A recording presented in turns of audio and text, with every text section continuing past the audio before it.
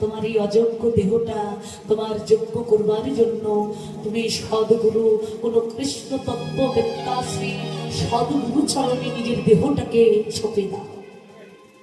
গুরুচরণ আশ্রয় করলে গুরুদেব তোমার ধীরে ধীরে তার ভজন প্রণামী দ্বারা ধীরে ধীরে তোমার এই অযোগ্য দেহটা শুদ্ধ করার কৌশলটা তোমায় জানাবে।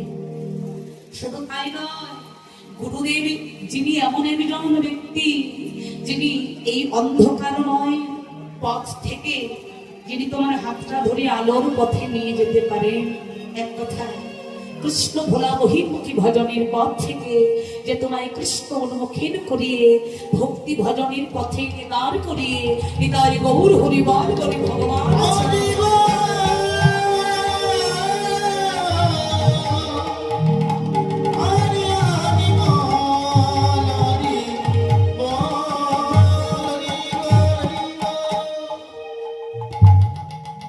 জগতে জন্মদাতা পিতামাতাও যা করতে পারেন না, বাবা আমার দয়াল গুরুদেব তা পারেন। ভগবান এমন একটা পদ গুরুদেবের হাতে দিয়েছেন যেটা ভগবানের কাছে থাকার কথা ছিল, কিন্তু সেটাও তিনি ভক্তের হাতে দিয়েছেন। বলে দেখো, রাধা গোবিন্দের যুগল চরণ দর্শন, রাধা গোবিন্দের ওই যুগল রূপ যদি কেউ দর্শন করতে চাও, দেহ তরিটা গুরুচরণে সঁপে দাও। কারণ আমার পরম দয়াল শ্রী গুরুদেবী পাবে আমার রাধা গোবিন্দের যুগল রূপ দর্শন করাতে। একমাত্র সেই যদি কৃপা করে তাহলে আমার দর্শন হবে। গুরু যদি দয়া করে তবেই আমার ভাগ্যে হতে পারে, নইলে এই অযোগ্য দেহটা কোনোদিন আমার যোগ্য করা হবে না, আর ভগবানের রূপও দেখা হবে। তাই বাবা, আজকে নবদ্বীপে ভাগ্যবতী সেই নাগরী অর্থাৎ সনাতন মিশ্রের একমাত্র কন্যা, যিনি ওই সুরধনী গঙ্গার জল ভরতে গিয়ে সুরধনী গঙ্গার জলের ভিতরে আমার অপরূপ গৌরাঙ্গের রূপমূর্তি দর্শন করেছে। দেখুন, প্রত্যেকদিন ভগবানকে দেখা কিন্তু এক হয় না।